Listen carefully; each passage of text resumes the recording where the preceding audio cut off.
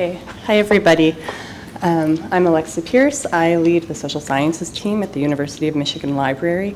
So that team is made up of subject specialists and liaisons who serve all of our social sciences programs and departments. But I want to make clear that actually what I'm presenting today comes from a study that I did in a previous life when I was at NYU.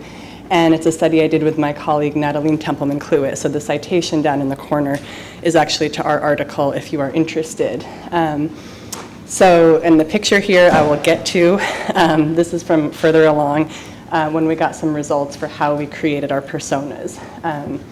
So what we were trying to do is build them out of service-generated data, and I'll explain that. So what we hoped to do was try to, first of all, build personas that we could use in design and decision-making activities. And when Letty mentioned empathy, that really resonated with me. And I think at the moment that we started our project, we were very interested in the concept of empathy and trying to increase a general sense of empathy for our users in our organization. Not that it wasn't there, but that we didn't necessarily feel like it was, that it was explicit all of the time. And it's hard in big libraries. I don't know if anybody else here is from a big research library, but often it's like my user is not necessarily your user. So even if we're talking about the user, we don't necessarily have a common language or a shared framework. And we saw personas as a tool to help us with that. We did want to kind of align with our priorities to be data-driven in our library at that point in time.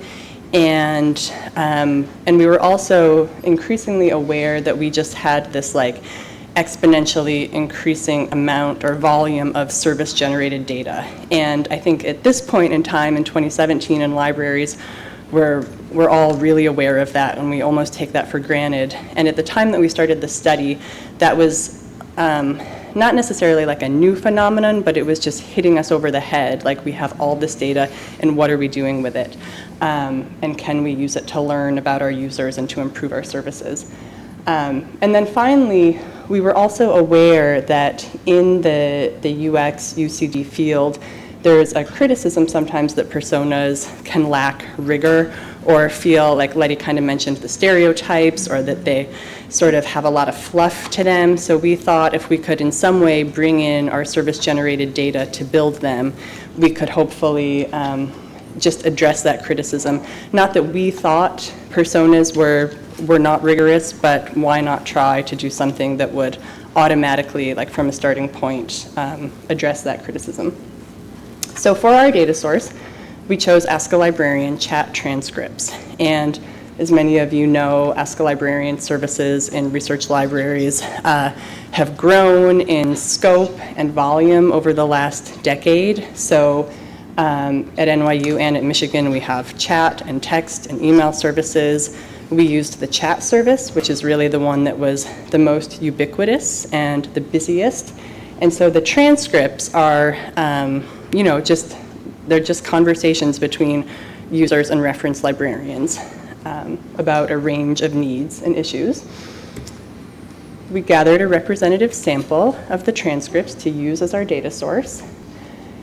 And then this is where it gets complicated and hard.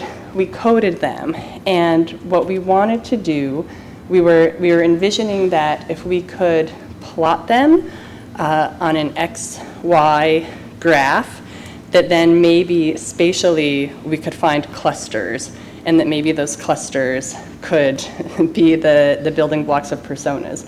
So the first thing we had to do was see if there was a good way to take each transcript in our sample and read it and give it an X and a Y value. So we decided that the X value, and this is totally arbitrary, would line up with the information need, and that the Y value would be representative of motivation, the nature of the user's motivation. So in order to determine the X value, we were basically giving a value that would go somewhere along the x-axis, and again, the negative positive is totally arbitrary. It could have been switched. But we envisioned a spectrum that was from discovery-oriented to access-oriented. So the idea was if whatever was going on in the transcript related more to a user's needs about content and strategy and finding resources or knowing how to find resources, that was more of a discovery-oriented question, whereas a question that was just, this is behind a paywall, or it's, my login timed out, or something like that that is a little more mechanical or access-oriented, would go to the other end. And in reality, there's a lot of nuance.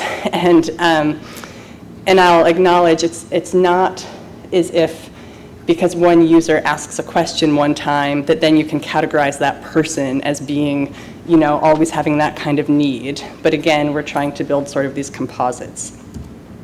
The y-axis was really even harder. That's where we tried to set a value that would approximate the nature of the user's motivation, going from intrinsic to extrinsic.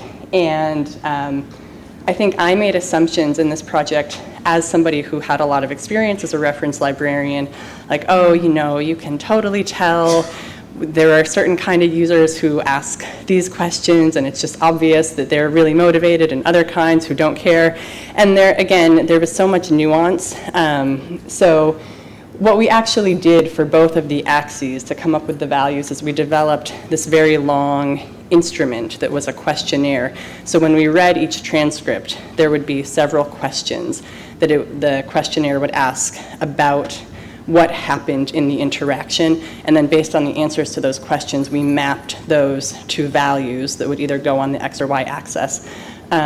So some of the questions kind of got at like how willing to engage in the process was the user. And again, anybody who's done reference work in a library setting or other setting, you might know sometimes users are really interested in the process and it's enlightening and eye-opening, and they remark on how fascinating it is, and sometimes they're just like looking at their phone and they just want an answer and they want to be on their way. And there's not a value judgment on any of that. It's all fine. It's just about trying to measure motivation to the extent that's possible. So what we did, we worked through our instrument gradually until we agreed that it was working correctly, and then we ultimately did give x and y coordinates to, I think, about 170 transcripts and plotted them, and it looked like this. And then we ran something called a k-means cluster analysis using SPSS. And what that does, so you can, when you do this, you can decide how many clusters you want to try to find. And we tried it with both 3 and 4, and we felt like 4 made more sense.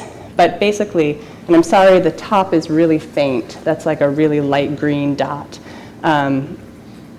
So something is in the same cluster based on the average distance from all the other points in the cluster. That's kind of the best way I can explain it. It's different, like I think a lot about network analysis because I've done that more recently, where you also look at distance sometimes and centrality, and it's not quite like that, but it's similar. So you can't, for the transcripts to be in the same cluster, they have to be a certain distance. They can't be more than a certain distance apart based on what the average distance apart is in that cluster. I hope that's satisfactory.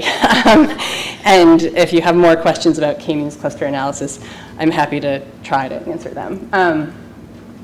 So on our graph, we recognized 4 quadrants, and the idea, again, like, for example, the upper right quadrant would be very access-oriented and extrinsically motivated.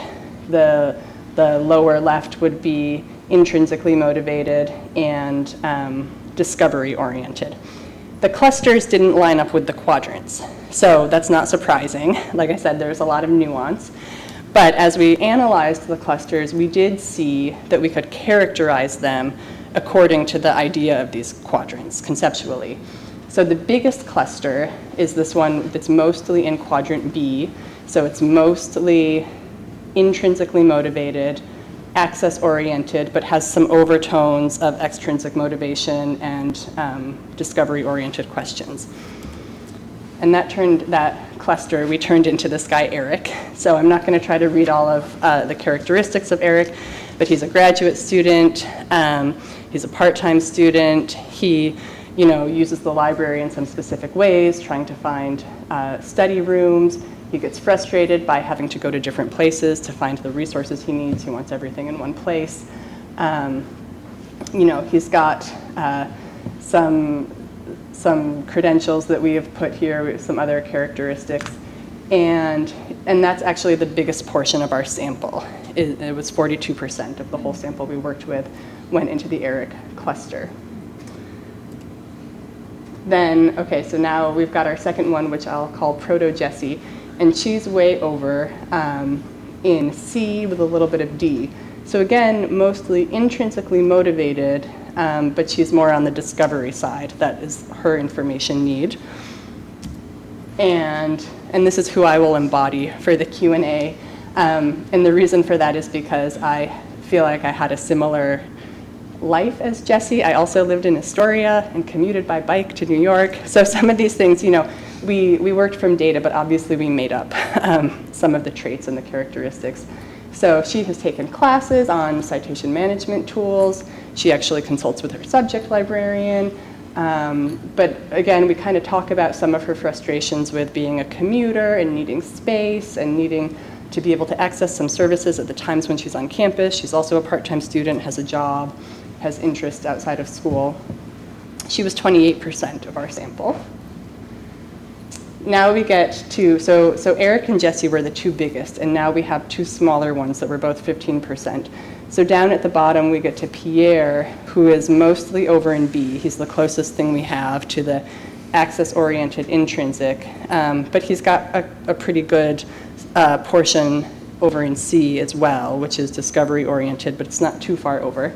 And he's our faculty member that we decided to include, a film studies professor. He brings his classes to the library for instruction. He uses library resources a lot, including the film and multimedia collections. He likes to do watercolor painting in his spare time. I don't know about that. And he's kind of a beginner with internet experience. And then our last one is Kaylee, who is really interesting to me because she's up in the extrinsic portion of the graph, but she's really equal between the discovery and the access-oriented, almost equal. And so she is our undergraduate.